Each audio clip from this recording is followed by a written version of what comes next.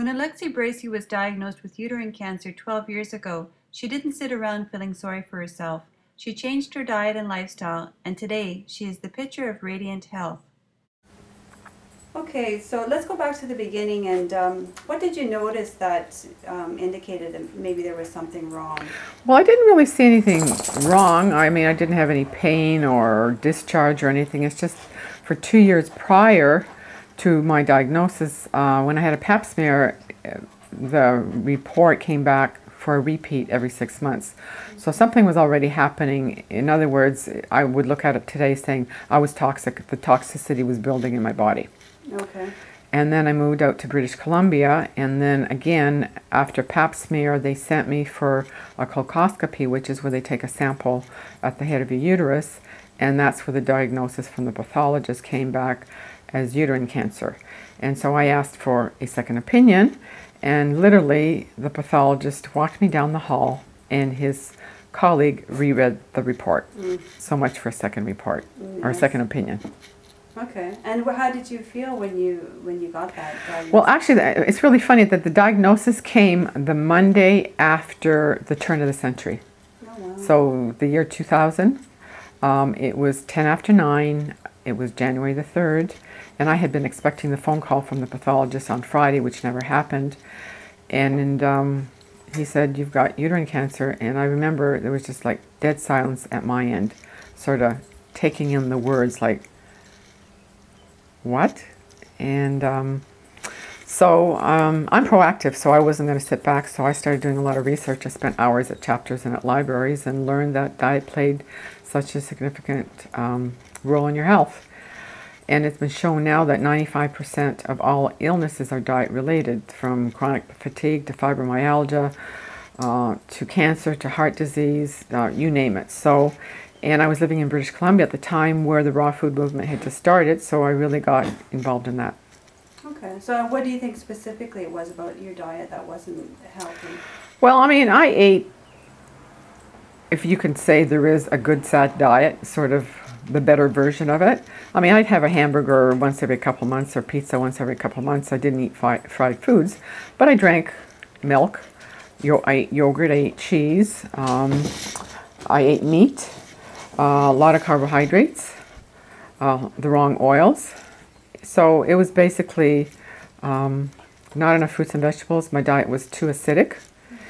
And so all these acids were just accumulating in my body. And when I reached sort of the saturation level, that's when I got sick, so to speak. Okay. And were you taking supplements at the time? Or you weren't really? I don't think I was, and if I was, it would have been like sporadic, sort of whenever. Okay. Now, how long you started eating more raw food, and then how long was it before you really knew that the cancer was gone? I literally overnight did a 360. I went raw. Eating organic, got rid of all the toxic toiletries, household chemicals. I did visualizations. I used a chi machine, which is a medical device approved by Health Canada that alkalizes and oxygenates the body. It's similar to a rebounder. And I do visualizations. I used to play Pac-Man in my stomach every night. Like these little guys would come in, like I sort of thought it was like Snow White and the Seven Dwarfs, and they'd come into my stomach and they were sort of digging away. And I also used a infrared heat, a dome, every night over sort of my stomach area. And so the only way I would determine that the cancer was no longer there would to go for another pap smear. And to be perfectly honest, I was so nervous to go because I had decided if the cancer was still there, I still wasn't going to change my diet. I was still going to continue doing what I was doing. And so lo and behold, a year later, I had a clean pap smear for the first time in probably 4 or 5 years. Wow. So it was like I didn't have to come back for a repeat. Okay. And so I just still maintain that lifestyle even today. Okay. So you say you got rid of personal care products? Yes. Like what exactly? Well, for example, like soaps and shampoos, shaving gels, toothpaste, They all, they all contain a number of toxins. Number one is sodium lauryate sulfate, which gives the foaming action to your bubble bath, to your shaving gel, to your conditioner, and it's usually the very first ingredient. So you have to really learn how to read your labels. Then there's parabens, there's alcohols, there's DEA. I mean, there's just so many of them. They're just all loaded, and they say, if you can't ingest it, you shouldn't be putting it on your body. And your skin is your largest absorbing organ, so it's going to absorb all the toxins from anything that you put onto it outwardly. So just again, lots of research and learn to identify the toxins in all these different products. The Glad sprays and anything that's scented is synthetic. It's not natural, and it's really an overload on your liver. And if it says, if ingested, call Poison Control Center, well, why do you have it in your house? And if you can't pronounce the chemicals, why do you have them? So, natural is definitely best. What's wrong with vinegar or baking soda or lemon juice like our mothers used to use way back? Yeah, so that's what I was going to ask you then. Do you just use simple products now, or do you actually go and find shampoos that I do find shampoos that are non-toxic. Okay. In terms of household cleaners, I only use one, and that's Thieves, and it's a Young Living oil, and it's made with essential oils, and it's multi-purpose. And then there's lemon juice, and there's baking soda. Every once in a while, if there's a really stubborn stain, I may have to buy something commercial. But generally speaking, if you went into my kitchen, underneath the kitchen cupboard, there's nothing there. There's just like one or two ingredients. Okay. And I used to use baking soda. I still use baking soda to brush my teeth. And I remember going to have my teeth cleaned, and they said, well, what kind of toothpaste do you use? I said, well, I don't. So the hygienist called the dentist, and I had like 3 people around me going like, you don't use toothpaste? I said, no, I've been using baking soda for like 4 years. And so they were just flabbergasted. Toothpaste contains fluoride, and it's very toxic. What do you use to wash your clothing? Again, I buy products at health food stores. Sometimes I make my own, okay. But I'm very much environmentally friendly and really know that the ingredients are non-toxic. Okay. How has having had cancer, how has that changed your life? I'm just more aware of how toxic our world is. From the air that we breathe, the water that we drink, the food that we eat, toxic emotions, toxic friends, toxic environments. That all adds to your toxic acidic load. Very much aware of reading ingredients, labels, making sure that things are really healthy for you. Are you feeding your body or are you taking away? And most people, you have to be diligent. It takes work, probably a lot easier than going and buying something fast food. I've really become hooked on my veggies, my smoothie. And I'll take a salad, a huge salad that would probably feed 4 people. That's my meal any day of the week. I just love my veggies now. It's just certainly a different way of looking at it. And simpler is better. With the raw food movement, with all due respect, they want more people to be aware of raw food, but they've adulterated it a little bit. They've made it too gourmet-ish. Just, think of a tomato or lettuce that you just picked out of your garden. It just, you can actually taste it. You don't need all these different sauces and condiments and everything in it. And things don't have to be ice cold. Room temperature. Your salad is not supposed to be, out of the fridge. And just, learning that dairy is very toxic, meat is very toxic. Just, the strongest animals on the planet are a gorilla, a giraffe, a horse, a hippopotamus, and they're plant eaters. They're vegetarians. So in North America, we have this obsession, where are you going to get protein? You need strength, you need protein. Well, animal-based protein is very toxic, whereas plant-based protein is by far better for you, and it's more easily digested. Okay, were there any books that you read during that time period that were particularly helpful for you? I would say probably I really like Brian Clement and the philosophy of Hippocrates. I like Dr. Gabriel Cousens and Tree of Life. Those are probably the two most instrumental people. And they just really kept on top of research because things change from one year to the other. For example, you know, agave has always been considered a safe alternative because it's a low glycemic index. Well, both Brian Clement and Gabriel Cousens took it off their market or off their shelves in their facilities a few years ago because they were suspecting that it wasn't really a pure product. And lo and behold, it has corn syrup in it, and corn syrup happens to be genetically modified. So, for example, I don't promote agave anymore. I mean, you see cookbooks that say organic sugar. Well, it doesn't matter. Sugar is sugar, and cancer loves sugar. In our society, we're obsessed with things being sweet, and you know, we sort of our taste buds aren't as acute as they used to be. You know, so. Too much salt, too much sugar. Too much salt, too much sugar. Yeah. And we have an epidemic of candida in this country because we eat things, carbohydrates and things with sugar in it. And, you know, diabetes is an epidemic. Candida is an epidemic. So, again, it all comes back to diet. Okay. Is there one thing you could point to that was most helpful of all the things you've tried? I would still go back to a raw food diet, definitely.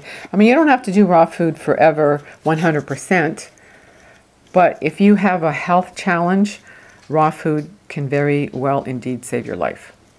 So I recommend people incorporate more raw food. Given a choice, pick a green vegetable over any other vegetable, and 70 to 80% of your meal should always be a vegetable, and of that vegetable, 70 to 80% of it should be a green vegetable because of the chlorophyll content, which means it's oxygen.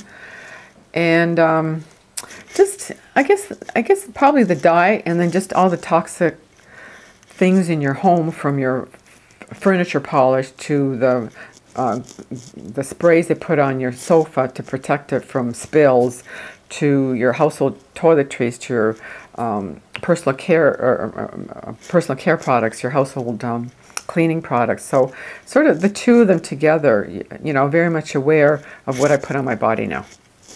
During your, when you were healing from cancer, did you see any alternative practitioners? No, didn't see anybody. Oh. No. Well, I mean, I'm sorry, put it this way. I had Reiki done, used raindrop technique, Young Living Oils, one of their procedures, did color therapy.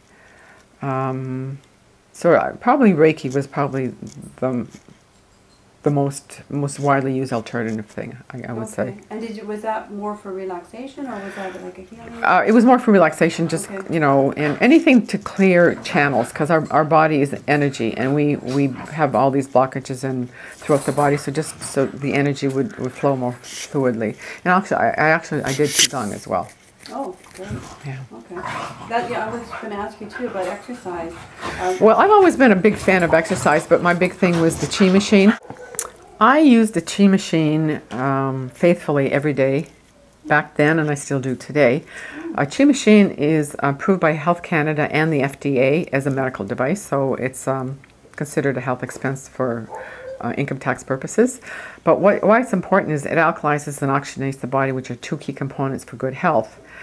And they have shown with live blood analysis that the longer a person was on the Qi machine, the more free-flowing your red blood cells were, so they have proven it. And so I use it usually at night for half an hour before I go to bed, and it takes you down to the theta level, so they recommend to have your night clothes on, have brushed your teeth. And so it's the Qi energy that sort of flows through you, which increases the alkalinity and oxygenation parts of your body. And so after the machine stops, you're laying on the floor. It's a machine about the size of a typewriter, and you put the back of your ankles in it, and it vibrates the body in the number 8 fashion, which is how a fish swims in it, how it gets its oxygen. So once the machine stops, you take your feet down from the stirrups, and you'll feel this Qi energy sort of surging up and down. Once that has stopped, you have a glass of water because it helps with flush out the toxins, and it's really good, considered good for lymphatic drainage. And so I can't tell you how many times I've woken up in the middle of the night and I'm going, where am I? I'm still on the floor because I was so relaxed I fell asleep. Oh. And so I use it faithfully. I've done for 13 years now. I travel with it. It's only weighs like 25 pounds.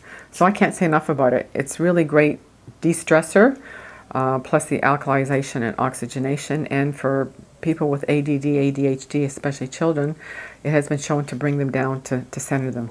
So Okay. I can't How say long would you actually use that machine for? half an hour. Oh. And in terms of oxygenation, 30 minutes on that is equivalent to a 3-mile walk in terms of oxygenation. So when you go to the gym, yes, you're building core strength or you're building muscles or whatever, but you're actually oxygen depleted. So this machine increases the oxygen capacity.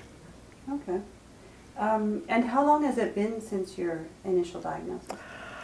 I was, 12 years. 12 years? 12 years. Wow. And so you say you continued with the Chi machine even today, and the raw food as well. Mm-hmm. What else do you do today to keep your... Well, I do take a raw... The latest research shows that we shouldn't consume any protein until 11:30 a.m. because your body is detoxifying from 11 p.m. to 11 a.m. So you start your day with a green juice and then you do your protein. So I'm really hooked on my green smoothie, which has raw protein in it, spirulina, chlorella, MSM. I grow my own sprouts, blueberries. So I really like my smoothie as part of my daily routine. I really am hooked on it, I guess you could say. I also take an antioxidant in terms of fruits and vegetables because we don't get enough from the foods that we eat.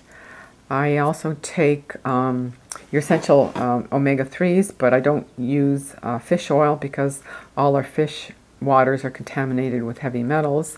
So unless it says filtered fish oil, I wouldn't recommend it, but I take something that has the DHA and GHA in it, which is only found in fish oil. So omega-3s are really important, and also very important is to supplement with B12 because they have found that 60% of meat eaters are B12 deficient, and B12 deficiency can go undetected for 10 years, and it can result in pernicious anemia, which is fatal. So I take B12 as well. The oil you said, is that an algae oil? Or, it's no, actually it's not an algae oil. It's not a derivative of fish. I can't remember exactly what's in it, but it's an oil that's not common, so to speak. So it's not like a pumpkin seed oil or sesame oil. It's another kind of oil. I can't remember the name of it, but has a very nice mild flavor to it. Okay. And so B12, omega-3s, probiotics, plant-based digestive enzymes, antioxidants, and Q10. Oh, Q10.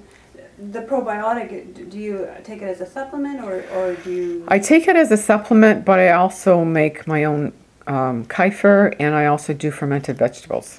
So you've got the supplements, the raw food diet, the Chi machine. Is there anything else that you do? Meditations, visualizations, really try to take time to de-stress and relax.